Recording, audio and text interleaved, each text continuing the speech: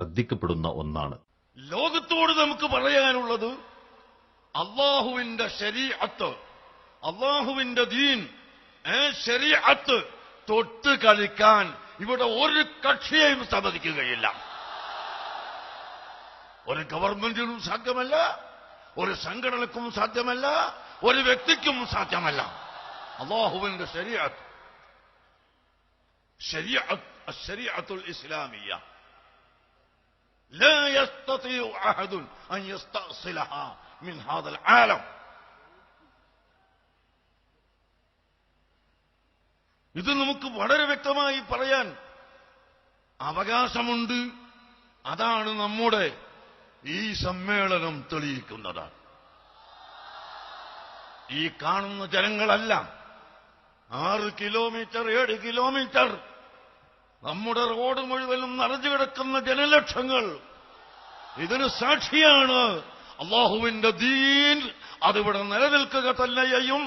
അതിനെ ആരും തൊട്ട് കളിക്കണ്ട. ഇവിടെ കമ്മീഷൻ വന്നാലും, ഇവിടെ എന്ത് പരിഷ്കാരം വന്നാലും മുസ്ലിം സമുദായം, വിശിഷ്യ അഹ്ലുസുന്നത്ത് വൽ ജമാഅത്ത് ഒറ്റക്കെട്ടായി ഇവിടെ സുന്നത്ത് ജമാഅത്തിന്റെ പ്രവർത്തിക്കുക തന്നെ ചെയ്യും. ദീൻ പറയാനുള്ള അധികാരം അത് പണ്ഡിതന്മാർക്കാണ്.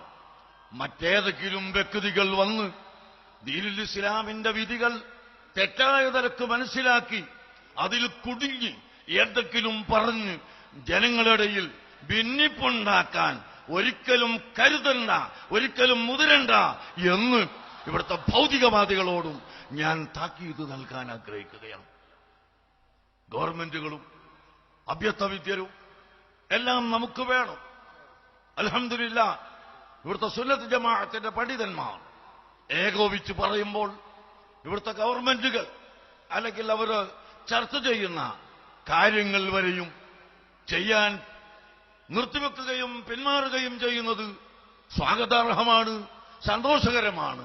പക്ഷേ ഇവിടുത്തെ അഭ്യസ്തവിദ്യരെന്ന് അവകാശപ്പെടുന്ന ചില ആളുകൾ ഇസ്ലാമിക ശരീഅത്തിനെതിരായി നിയമങ്ങൾ കൊണ്ടുവരാനും അതിവിടെ നടപ്പിൽ വരുത്താനും ശ്രമിക്കുന്നുവെങ്കിൽ ഈ ലോകത്ത് ഖിയാമത്ത് നാൾ വരെ അത് വിലപ്പോവുകയില്ല എന്നാണ് നമുക്ക് പറയാനുള്ളത്. 2 കുട്ടികൾ മതി. ആരാണ് പറയുന്നത്? അല്ലാഹു തആല റഹ്മത്ത് ചെയ്ത് കനിഞ്ഞേകിയ കുട്ടികളെ അല്ലാഹു കൊടുക്കട്ടെ. അല്ലാഹു കൊടുക്കും. അത് കൊടുക്കുമ്പോൾ അവർക്ക് ജീവിക്കാനുള്ള മാർഗം ഇവിടെ ഉണ്ടാവണം. അതിന് മനുഷ്യരെന്ന നിലക്ക് തൊഴിൽ വേണം, കമ്പനി വേണം, ഫാക്ടറി വേണം, കർഷകർ വേണം, തൊഴിലാളികൾ വേണം.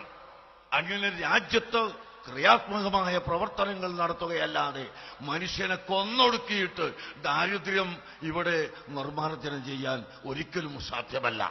അതുകൊണ്ട് ഉലമാക്കൾ വളരെ ഗൗരവമായി ചിന്തിക്കുകയും അഹ്ലുസുന്നത്ത് വൽ ജമാഅത്തിന്റെ തനിമ നിലനിർത്തിക്കൊണ്ട് അതിൽ കൂട്ടിച്ചേർക്കലില്ലാതെ മായം ചേർക്കലില്ലാതെ എല്ലാ നിലക്കും നിങ്ങൾ പ്രവർത്തിക്കണം. പണ്ഡിതന്മാര് മതം പറയണം, പണ്ഡിതന്മാര് ദീൻ പറയണം, ഭൗതികന്മാർ അവരുടെ കാര്യം നോക്കണം.